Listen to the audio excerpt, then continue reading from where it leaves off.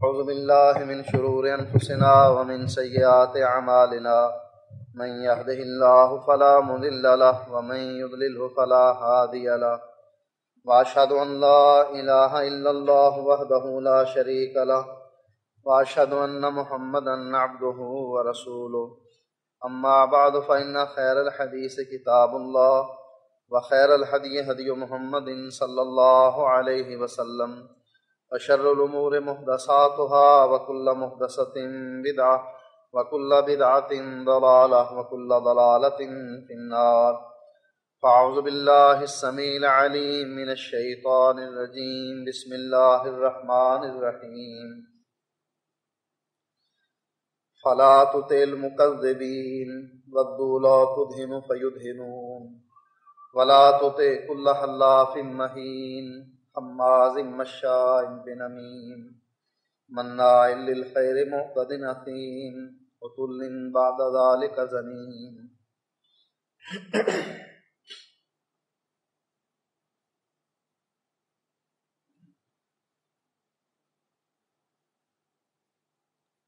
بعض روحیں سعادت مند ہیں اور بعض روحیں بدبخت ہیں.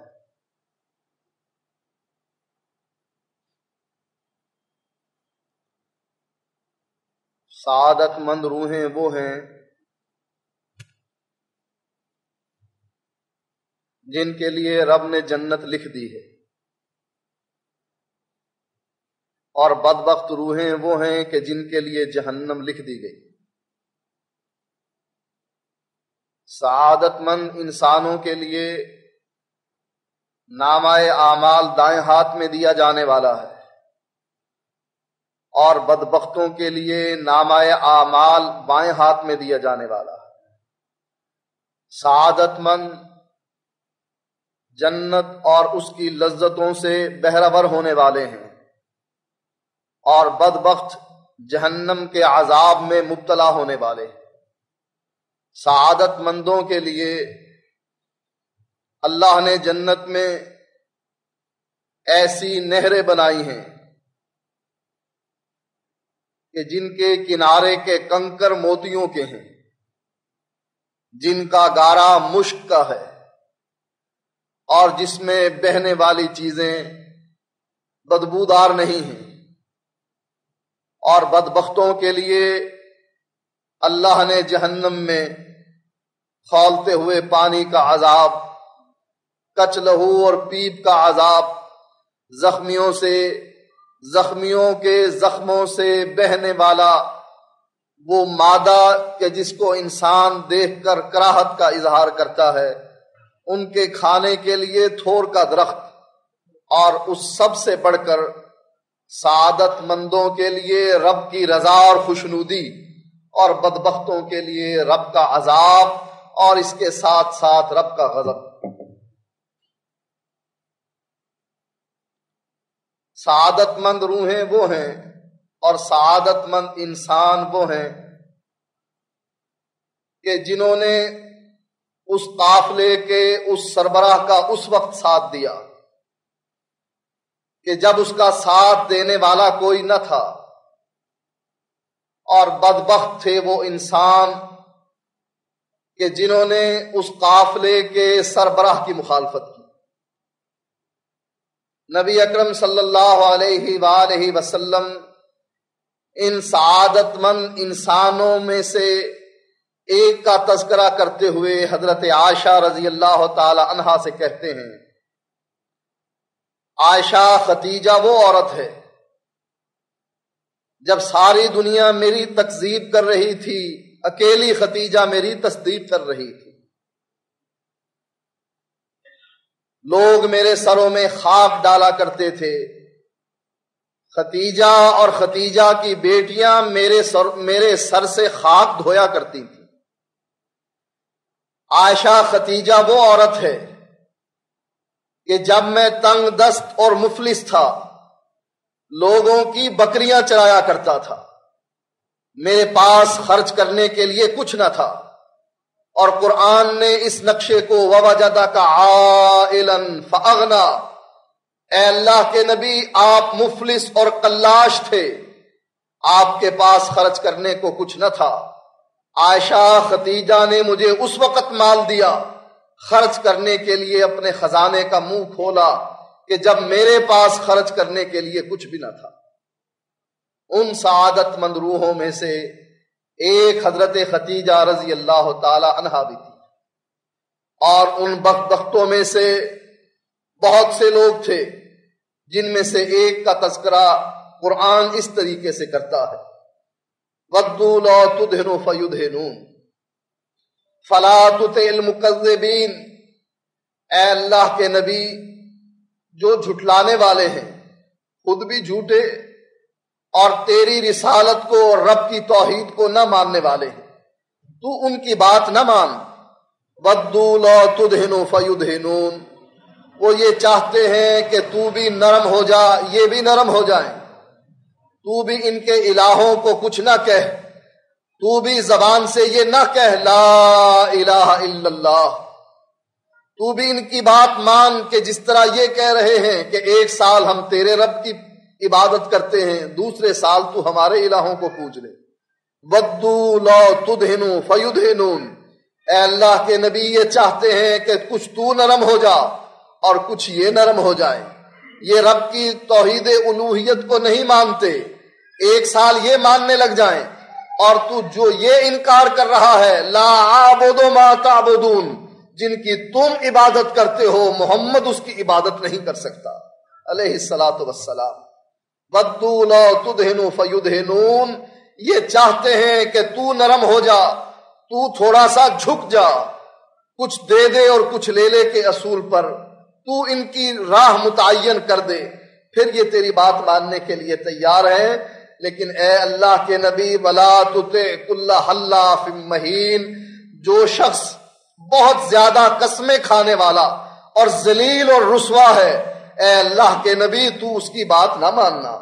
حَمَّازٍ مَّشَّاءٍ بِنَمِيمٍ مَّنَّاعٍ لِّلْخَيْرِ مُعْتَدٍ أَثِيمٍ، اے اللہ کے نبی تانا زنی کرنے والا، اے اللہ کے نبی غیبت کرنے والا، اے اللہ کے نبی برائی کرنے والا، اچھائی نہ کرنے والا، زیادتی کرنے والا، گناہ کار، عُتُلٍ بَعْدَ ذَلِكَ زَنِيمٍ، متکبر، اکڑنے والا، بعد ذالک زنیم، ان تمام خاصیتوں کے بعد بعد ذالک زنیم، حرامی، اپنے باپ کا نہیں۔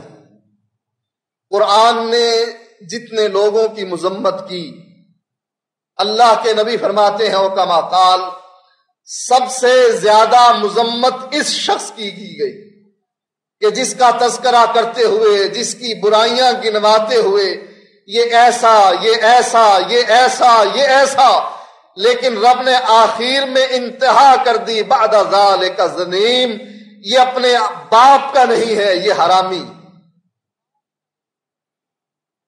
ان کان ذا مال و بنین، اگر اس کے پاس مال آ گیا ہے تو یہ اکڑتا ہے۔ اذا تتلی علیہ آیاتنا قال اساطیر الاولین، جب اس کے سامنے ہماری آیات پڑھی جاتی ہیں تو یہ کہتا ہے یہ پرانے لوگوں کی کہانیاں اور قصے ہیں جو محمد الرسول اللہ وحی کا روپ دے کر بیان کر رہا ہے۔ سنسمہ علی الخرطوم، اے اللہ کے نبی کوئی بات نہیں، قیامت کے دن یہ ہمارے پاس آئے گا، ہم اس کو ناک سے پکڑ کر کھینچیں۔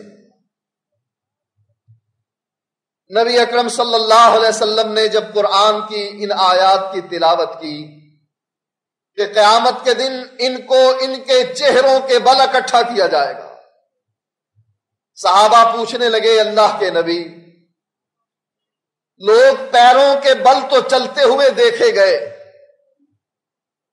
کہ پیروں کے بل چل کر کہیں پہنچتے ہیں، لیکن اللہ کے نبی یہ چہروں کے بل کیسے چلیں گے؟ اللہ ان کو چہروں کے بل کیسے اکٹھا کرے گا؟ نبی اکرم صلی اللہ علیہ وسلم نے فرمایا جو رب لوگوں کو پیروں پر چلنے کی طاقت عطا فرماتا ہے وہی رب اس بات کی طاقت بھی رکھتا ہے کہ لوگوں کو چہروں کے بل اکٹھا کرے۔ کہ اپنے چہروں کے بل چلتے ہوئے گھسٹتے ہوئے رب کے دربار میں پہنچے کہ جہاں ان کا حساب و کتاب ہوگا۔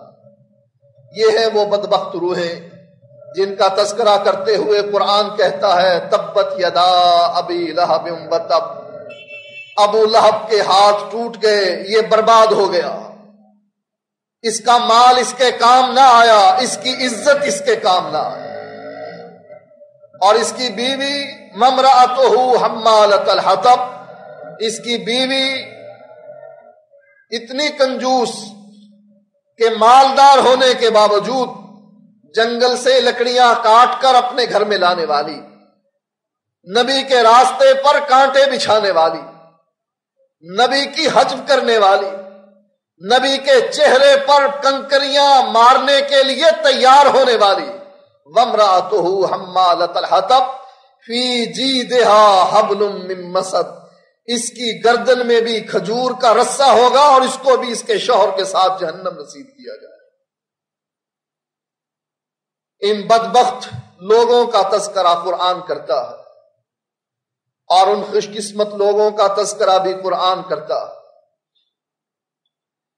جن کے بارے میں قرآن کہتا ہے کہ جب ان کے ہاتھ میں نامہ اعمال دے دیا جائے گا وہ کہیں گے ہاؤم اقرؤوا کتابیہ، لوگوں تم کہاں ہو، ہاؤم اقرؤوا کتابیہ، آؤ میرے نامہ اعمال کو پڑھو، میری کتاب کو پڑھو جو اللہ نے مجھ کو دائیں ہاتھ میں دیا۔ انی ظننت انی ملاق حسابیہ فہو فی عیشۃ راضیہ فی جنۃ العالیہ قطوفہا دانیہ کلوا واشربوا ہنیئا بما اسلفتم فی الایام الخالیہ۔ اللہ کی جنت میں جھکے ہوئے میوے ان کے قریب، جب وہ دل میں لائیں گے کہ ہم نے فلاں میوہ کھانا، ان کو اٹھ کر چلنے کی زحمت نہ ہوگی، دل میں خیال آئے گا اللہ اس میوے کی ٹہنی اس کے چہرے کے قریب کر دے گا تاکہ اس کو مشقت ہی نہ ہو۔ یہ کیوں؟ اس لیے بما اسلفتم فی الایام الخالیہ، کہ دنیا میں تم مجھ کو راضی کرنے کی کوشش کرتے رہے، میں تم سے راضی ہو گیا، میں نے تم کو جنت میں داخل کر دیا، اپنی خوشنودی کی مہر لگا دی، اب تمہارے لیے جنت میں جتنے بھی میوے ہیں وہ تمہارے لیے ہیں، جتنی بھی نعمتیں ہیں وہ سب تمہارے لیے ہیں، دل میں خیال لاؤ وہ نعمت تمہارے قریب پہنچ جائے۔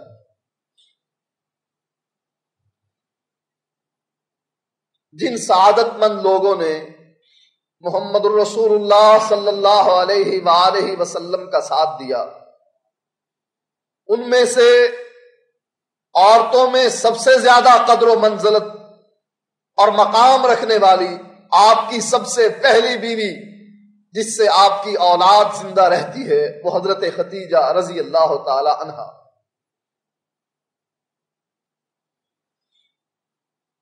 اور یہ حقیقت ہے جن لوگوں نے اس قافلے کے سربراہ کا ساتھ دیا جب وہ اکیلا تھا، جب وہ پہاڑ کی چوٹی پر چڑھ کر کہہ رہا تھا ہلم عن النار، لوگوں اپنے آپ کو جہنم کی آگ سے بچاؤ، میری بات سنو، انا النذیر العریان، لوگوں میں تم کو ڈرانے والا ہوں اور اتنا واضح ڈرانے والا ہوں، رب کے احکامات پہنچانے والا ہوں، انا النذیر العریان، میں تم کو ڈرانے والا ہوں، ہلم عن النار، اپنے آپ کو جہنم کی آگ سے بچا لو۔ جب اس کا ساتھ جن لوگوں نے دیا، عورتوں میں سب سے زیادہ آپ کا ساتھ دینے والی حضرت خدیجہ رضی اللہ تعالی عنہا، اور مردوں میں سب سے زیادہ ساتھ دینے والے ابو بکر صدیق رضی اللہ تعالی عنہ۔ جیسے اللہ نے بدبخت لوگوں کے لیے جہنم کے عذاب کا تذکرہ کیا، ویسے ہی خوشبخت لوگوں کے لیے اللہ نے اپنے نبی کو یہ بات بتلائی۔ جب آپ کی اپنی بیوی خدیجہ آپ کے کھانے کا سامان لے کر اس غار تک پہنچ رہی ہے جس غار میں آپ تشریف فرما، حضرت خدیجہ اپنے گھر سے چلی اس غار کے قریب پہنچی جس غار میں اس کا نبی تشریف فرما ہے، اللہ نے آسمان سے جبریل کو بھیجا اور جبریل کو پیغام دے کر بھیجا۔ جبریل حاضر ہوا اور آ کر کہنے لگا، اللہ کے نبی یہ ختیجہ آ رہی ہے، اس کو کہہ کہ اس کا رب اس کو سلام کہتا۔ ایسی خوش بختی، ایسی سعادت مندی، ایسی کامیابی اور کامرانی کہ جس عورت کو اس کا خالق، اس کا مالک، اس کا رازق اس کو سلام کہے، اس کی سعادت مندی میں کس کو شک ہو سکتا؟ رب کا سلام پہنچا، کہا رب کے سلام کے بعد فرشتوں کے سردار جبریل کا سلام پہنچانا۔ اور وہ صحابہ جو اس بات کی تمنا کیا کرتے تھے، نبی اکرم صلی اللہ علیہ وسلم کی مجلس میں بیٹھے ہوئے کہنے لگے، اللہ کے نبی جب آپ کی مجلس میں بیٹھتے ہیں یا جنت کا تذکرہ ہے یا جہنم کا تذکرہ ہے، یا رب کی رضا ہے یا رب کا غضب ہے، یہ باتیں ہمیں سننے کو ملتی ہیں۔ ہم تمنا کرتے ہیں کہ رب کی جنت ہمیں مل جائے اور رب کی جہنم سے ہم بچ جائیں، رب کی رضا ہمیں حاصل ہو جائے اور رب کا غضب ہم سے دور ہٹ جائے۔ اللہ کے نبی جب آپ کی محفل سے جدا ہوتے ہیں، ہماری یہ حالت نہیں ہوتی۔ ہم اپنی بیوی بچوں میں، ان کی گفتگو میں، اپنی تجارت میں مشغول ہو جاتے ہیں۔ نبی اکرم صلی اللہ علیہ وسلم نے فرمایا، اگر تمہاری حالت یہی ہو کہ میری مجلس میں بیٹھ کر بھی اور میری مجلس سے نکل کر بھی تمہاری یہی حالت ہو کہ تمہارے سامنے یہ جنت کا نقشہ ہے کہ جس کی طلب تمہیں ہے، جس کی تمنا تم کو ہے، یا جہنم کا عذاب ہے کہ جس سے تم پناہ مانگتے ہو، اگر تمہاری حالت میرے پاس بھی اور میری مجلس سے اٹھ کر بھی یہی ہو تو تمہارا مقام اور مرتبہ اتنا بلند ہو جائے کہ فرشتے آ کر تم سے سلام کہیں، تم سے سلام لیں، تم سے مصافحہ کریں۔ وہ حقیقت جس کا اظہار اللہ کے نبی نے ان الفاظ میں بیان کیا، حضرت ختیجہ رضی اللہ تعالی عنہا پر اس حقیقت کا اظہار ہوا اور کہا، اے اللہ کے نبی، رب نے جو سلام کہا تھا وہ تو کہا تھا، لیکن رب کے سلام کے بعد ختیجہ کو فرشتوں کے سردار جبریل کا سلام بھی پہنچانا، اور صرف سلام ہی نہیں، رب کی طرف سے یہ وعدہ اس کو بتلا دینا کہ اللہ تعالیٰ نے جنت میں اس کے لیے موتی کا ایک محل تعمیر کیا۔ وہ ہار جس میں موتی لگے ہوتے ہیں، عام دنیا دار لوگ اس کی تمنا کرتے ہیں کہ اتنا قیمتی ہار اس عورت نے پہن رکھا، اور اللہ نے حضرت ختیجہ کو اتنا انعام دیا کہ وہ موتیوں کے چھوٹے چھوٹے ٹکڑے جس کی قدر و منزلت ہماری نگاہ میں بہت زیادہ ہے، اللہ نے پورے ایک موتی کا محل حضرت ختیجہ کے لیے بنا دیا۔ یہ سعادت مند روحیں جن میں حضرت ابی بن کعب رضی اللہ تعالی عنہ بھی ہیں۔ حضرت ابی بن کعب سے اللہ کے نبی کہنے لگے، اے ابی، میں تجھ کو قرآن سناتا ہوں۔ حضرت ابی رضی اللہ تعالیٰ عنہ کہتے ہیں، اللہ کے نبی قرآن آپ پر اترتا ہے اور آپ قرآن مجھ کو سناتے ہو؟ کہا، ہاں ابی، میں تجھ کو قرآن سناتا ہوں۔ ابی کہنے لگے، اللہ کے نبی قرآن آپ پر اترتا ہے اور آپ مجھ کو قرآن سناتے ہو؟ کہا، ہاں اے ابی، میں تجھ کو قرآن سناتا ہوں، اور اس لیے قرآن سناتا ہوں کہ اللہ نے مجھے حکم دیا ہے کہ ابی کو قرآن سناؤ۔ ابی کی آنکھوں میں آنسو آ گئے، کہنے لگے، اللہ سمانی، اللہ کے نبی مجھ کو یہ بتلائیے کہ اللہ نے میرا نام لے کر کہا ہے کہ ابی کو قرآن سناؤ۔ اللہ کے نبی فرمانے لگے، ابی، اللہ نے تیرا نام لے کر کہا ہے کہ ابی کو قرآن سناؤ۔ یہ وہ خوشبخت روحیں ہیں کہ جنہوں نے محمد الرسول اللہ کا ساتھ دیا. اس وقت ساتھ دیا جب ان کا ساتھ دینے والا کوئی نہ تھا. آپ نے کئی سال دار ارقم میں اللہ کی توحید و رسالت، اپنی رسالت کا تذکرہ، لوگوں کے سامنے اسلام کی دعوت خفیہ طریقے سے دی. حالت یہ ہو گئی تھی کہ ابو ذر غفاری رضی اللہ تعالی عنہ آپ کو ملنے کے لیے آئے. 3 دن حرم میں رہے.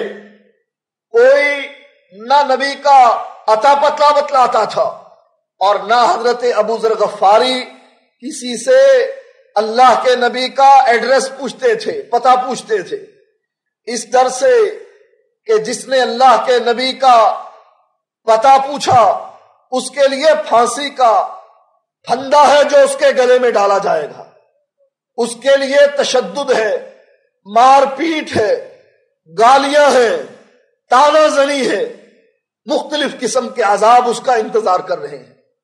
ایک دن حضرت علی نے حضرت ابو ذر غفاری کی مہمان نوازی کی کہ باہر سے آیا ہوا مسافر ہے. نہ حضرت علی نے پوچھا نہ ابو ذر غفاری نے بتلایا. دوسرا دن ہوا، مہمانی کے لیے پھر گھر لے گئے. نہ حضرت علی نے پوچھا نہ ابو ذر غفاری نے بتلایا. تیسرا دن ہوا، مہمانی کے لیے لے گئے، مہمان نوازی کی. کہا ابھی تک مسافر کو اپنی راہ کا علم نہیں ہو سکا، ابھی تک تو نے اپنے راستے کا تعین نہیں کیا. پہلا دن گزرتا ہے، دوسرا دن، تیسرا دن. جس مقصد کو تو لے کر مکے میں آیا ہے لگتا ہے تیرا مقصد پورا نہیں ہو رہا. ابو ذر غفاری رضی اللہ تعالی عنہ حضرت علی کی بات سن کر حوصلہ پاتے ہیں. کہتے ہیں بات کہے دیتا ہوں، اگر تو مجھ کو امان دے، مجھ کو نہ کہے، کچھ نہ کہے. کہا کیا بات ہے؟ کہا میں نے سنا ہے اس شہر میں ایک شخص نے نبوت کا دعویٰ کیا ہے، میں چاہتا ہوں کہ اس کو ملوں. اپنے گھر سے دور کا سفر کر کے پہلے اپنے بھائی کو بھیجا کہ جا اس کے بارے میں اطلاع لے کر آ، کچھ عطا پتا اس کی تعلیمات کا، وہ کیا کہتا ہے، وہ کیسی زندگی بسر کرتا ہے، وہ کس قسم کی تعلیم دیتا ہے. جیسا کہ حضرت عدی رضی اللہ تعالی عنہ کے بارے میں بھی آتا ہے.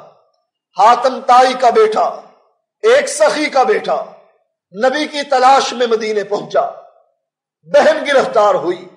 نبی کی اندرونی زندگی کے بارے میں تفتیش کرتا ہوا مسجد نبوی میں پہنچ کر اس بات کا منتظر ہوا کہ اللہ کے نبی کب مجھ کو کہیں چلو عدی گھر چلتے ہیں. وہ موقع آیا کہ اللہ کے نبی نے بیٹھے ہوئے مہمان سے کہا عدی چلو گھر چلتے ہیں، میں تمہاری مہمانی وہاں جا کر کروں گا. حضرت عدی تیار ہو گئے. حضرت عدی اللہ کے نبی کے ساتھ چلے. دروازے پر پہنچے، پھٹا ہوا ٹاٹ کو ایک طرف ہٹا کر حضرت عدی سے اللہ کے نبی کہنے لگے عدی داخل ہو جاؤ، محمد کا یہی گھر ہے. وہ جو ذہن میں خاکہ بنا ہوا تھا کہ یہ ساری دنیا کا، صرف انسانوں کا ہی نہیں جنوں کا بھی نبی اور سارے صحابہ کا آقا، مدینے کا حکمران، مسلمانوں کا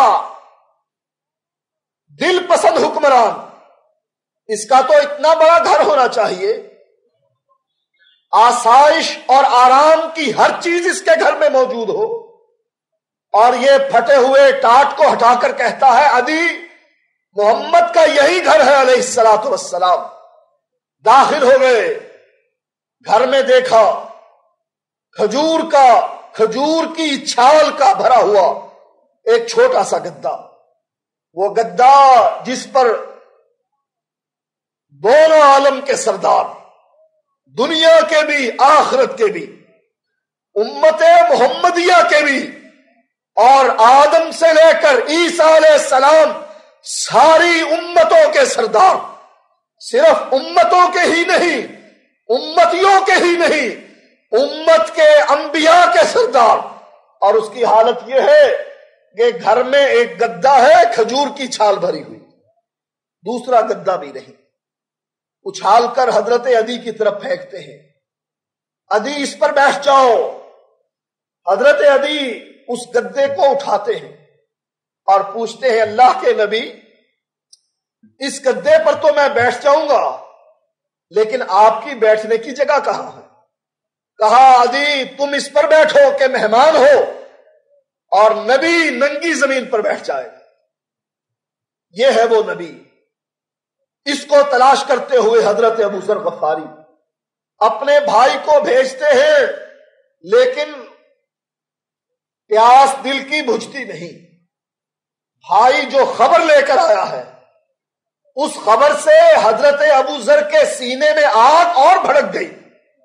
ملاقات کی آگ اتنی بھڑکی کہ خطرات کا سامنا، حالات بڑے ہی اس قسم کے کہ جو نبی کا پوچھنے جائے اس کے سر میں خاک اور اس کے گلے میں پھانسی کا پھدا، اور مکے کے رہنے والے وہ لوگ جو نبی کا ساتھ دیں ان کے لیے تو طرح طرح کے عذاب۔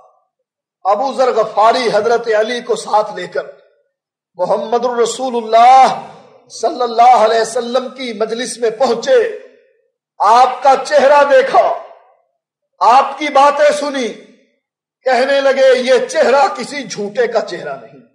اشہد ان لا الہ الا اللہ، جو پیاس لے کر میں اپنے گھر سے چلا آج میں اس کو بجھانے لگا ہوں۔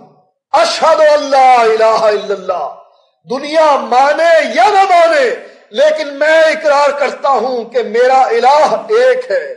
واشہد ان محمد الرسول اللہ، اور محمد الرسول اللہ صلی اللہ علیہ وسلم میرے آقا ہیں۔ اللہ کے نبی نے ان سعادت مند انسانوں میں سے ایک انسان کے اسلام لانے کا واقعہ اپنے کانوں سے سنا اور کہا، ابو ذر گھر چلے جاؤ، اپنے اسلام کو چھپاؤ، اپنے اسلام کا اظہار مکے میں نہ کرنا، کیونکہ مکے میں رہنے والے افراد مکے کے باسیوں کو نہیں چھوڑتے، اتنا مارتے ہیں، اتنا مارتے ہیں، اور اس کو مارتے ہیں کہ جب وہ گھر سے چلا تو ابن دغنا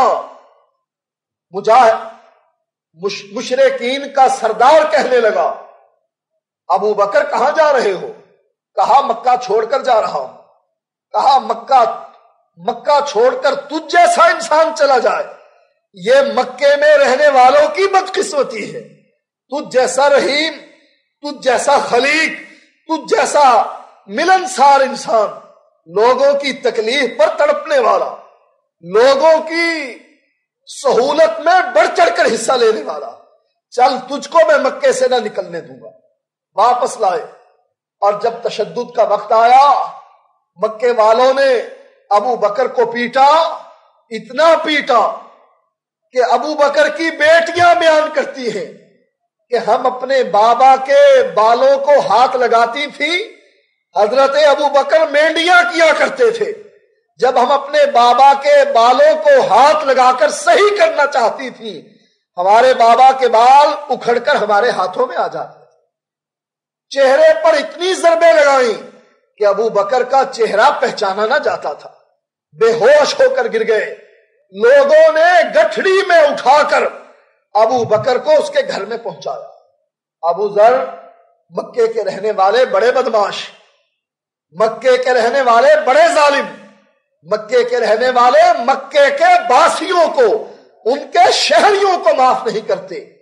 ابو ذر تو اپنے گھر چلا جا، اپنے اسلام کو چھپانا، اور جب تو دیکھے کہ اسلام اس طریقے سے غالب ہوا ہے کہ قرآن اس کا تذکرہ کرتا ہے، اذا جاء نصر اللہ والفتح ورأیت الناس یدخلون فی دین اللہ افواجا، ورأیت الناس، اے اللہ کے نبی تو لوگوں کو دیکھے گا، یدخلون کہ وہ داخل ہو جائیں گے اس طریقے سے، افواجا فوج در فوج، تیرے اسلام کی خبر پہنچے گی، لوگ تیرے اسلام میں تیری شریعت کو، رسالت کو، تیرے رب کی توحید کو مان کر داخل ہو جائیں گے۔ اے ابو ذر، جب اسلام ظاہر ہو جائے اس وقت تو اپنے اسلام کا اظہار کر دینا۔ لیکن ابو ذر کے دل میں آگ لگی ہوئی تھی۔ کہا اے اللہ کے نبی، یہ کیسے ہو سکتا ہے کہ میں اس اسلام کو قبول بھی کروں اور اس کو چھپا کر اپنے گھر میں رکھ لوں؟ حرم میں گئے اور کہنے لگے لوگوں اشہد اللہ الہ الا اللہ، میں گواہی دیتا ہوں۔ ابھی کہنے کی دیر تھی کہ مشرکین مکہ پل پڑے اور کہا ایک اور بے دین ہو گیا، ایک اور صحابی ہو گیا، اتنا مارا کہ مرنے کے قریب ہو گئے۔ ایک وہ شخص کہ جس کے قافلے ابو ذر کی سرزمین سے ہو کر گزرتے تھے، وہ آیا اور آ کر ابو ذر کو بچا کر لے گیا۔ ان لوگوں نے اتنی مصیبتیں برداشت کی کہ اللہ تعالی نے بھی ان لوگوں کے انعام کا اس طریقے سے تذکرہ کیا۔ لعل اللہ اطلع علی اہل بدر فقال افعلوا ما شئتم قد غفرت لكم۔ اللہ کے نبی کہنے لگے عمر، یہ بدری صحابی، یہ سعادت مند روحیں، یہ شروع اسلام میں اسلام قبول کرنے والے افراد، ان لوگوں کے بارے میں رب نے اپنے عرش سے جھانک کر یہ بات کہی افعلوا ما شئتم قد غفرت لكم۔ اے لوگو، اے بدریو، آج کے بعد تم جو گناہ کرتے ہو کرتے رہو، اللہ تمہیں کسی گناہ کے بدلے میں نہیں پکڑے گا، اللہ نے تم کو معاف کر دیا۔ یہ ہیں وہ سعادت مند روحیں کہ جن کی کامیابی اور کامرانی اللہ نے قرآن میں اور محمد الرسول اللہ صلی اللہ علیہ وآلہ وسلم نے اپنے فرمان میں بیان کی۔ ہم بھی ان میں شامل ہو سکتے ہیں، لیکن کیسے؟ اس قافلے کا ساتھ دیں جو قافلہ مکے کی چوٹیوں سے چلا، جب اس کا ساتھ دینے والا کوئی نہ تھا۔ اور قرآن نے کہا کنتم خیر امت اخرجت للناس، اور یہ قافلہ قیامت تک چلتا رہے گا۔ اس قافلے کا سربراہ اکیلا تھا، ابو بکر مل گیا، دو بن گئے۔ عمر کے لیے دعا کی اللہ اگر تو اسلام کی تائید و نصرت چاہتا ہے تو یا تو ابو جہل کو مسلمان کر دے یا خطاب کے بیٹے عمر کو مسلمان کر دے۔ اللہ نے تیسرا ساتھی بھی دے دیا، حضرت حمزہ نبی کا چچا مسلمان کر دیا۔ ایک دائیں طرف ایک بائیں طرف، حمزہ دائیں طرف عمر بائیں طرف اور صحابہ نبی کے پیچھے، درمیان میں اللہ کے نبی، اور عمر اعلان کر رہے ہیں اللہ کے نبی چلو حرم چلتے ہیں، میں دیکھتا ہوں حرم میں آپ کو عبادت کرنے سے کون روکتا ہے۔ وہ زمانہ بیت گیا کہ جس زمانے میں محمد کو حرم میں عبادت کرنے سے روکا جاتا تھا، آج عمر مسلمان ہو گیا ہے، اور یہ مسلمانوں کے لیے روا نہیں کہ مسلمان ایک گھر میں عبادت کرے اور مشرکین حرم میں بیٹھ کر بتوں کو پیچھے۔ عمر مسلمان ہوا، حمزہ مسلمان ہوا، مشرکین مکہ کے دلوں پر چوٹ لگی، قافلہ بنتا رہا، قافلہ چلتا رہا۔ بدر میں 313 ہوئے، یہ قافلہ پھر بھی چلتا رہا، حتیٰ کہ اللہ کے نبی کے جانے کا وقت آیا، 1,40,000 صحابہ کا مجمع، اور اللہ کے نبی اعلان کر کے پوچھ رہے ہیں حل بلغ، تو اللہ تعالیٰ نے میری ڈیوٹی لگائی تھی، بلغ ما انزل الیک من ربک، اے میرے صحابہ حل بلغ، تو کیا میں نے پہنچایا نہ پہنچایا؟ کہا بل ادیت یا رسول اللہ، اے اللہ کے نبی پہنچایا ہی نہیں بلکہ پہنچانے کا حق بھی ادا کیا۔ وہ جو ایک تھا 1,40,000 ساتھی بنا گیا۔ اس کے بعد ابو بکر کا دور آیا، عمر کا دور آیا، عثمان کا دور آیا، رضی اللہ تعالی عنہم اجمعین۔ یہ قافلہ بڑھتا رہا، مسلمان آدھی دنیا کے حکمران بن گئے، آدھی دنیا میں اسلام کا جھنڈا لہرا گیا۔ یہ قافلہ قیامت تک چلتا رہے گا۔ عیسیٰ علیہ السلام آئیں گے، مہدی علیہ السلام آئیں گے، اسلام کا جھنڈا سر بلند کریں گے، عیسیٰ علیہ السلام کے ساتھ مل کر مسلمان یہودیوں کا کلا کما کریں گے۔ یہ قافلہ قیامت تک چلے گا، اور خوش بخت ہیں وہ لوگ جو اس قافلے کا ساتھ دیں گے اللہ کی توحید کو پھیلانے کے لیے، محمد الرسول اللہ کی رسالت کو پھیلانے کے لیے، اور بدبخت ہیں وہ لوگ جو اس قافلے کے راستے میں رکاوٹیں ڈالیں گے، اس قافلے کی سمت کو بدلنے کی کوشش کریں گے، اس قافلے کے راستے میں کانٹے بچھائیں گے، وہ بدبخت ہیں۔ اللہ سے دعا ہے کہ اللہ ہمیں بھی ان سعادت مند لوگوں میں شمار کر لے، اور اپنی رضا اور خوشنودی کا تمغہ بھی ہمارے بارے میں، ہماری تقدیر میں لکھ دے، ہمیں جنت نصیب کرے، جہنم کے عذاب سے بچائے۔ وآخر دعوانا الحمدللہ۔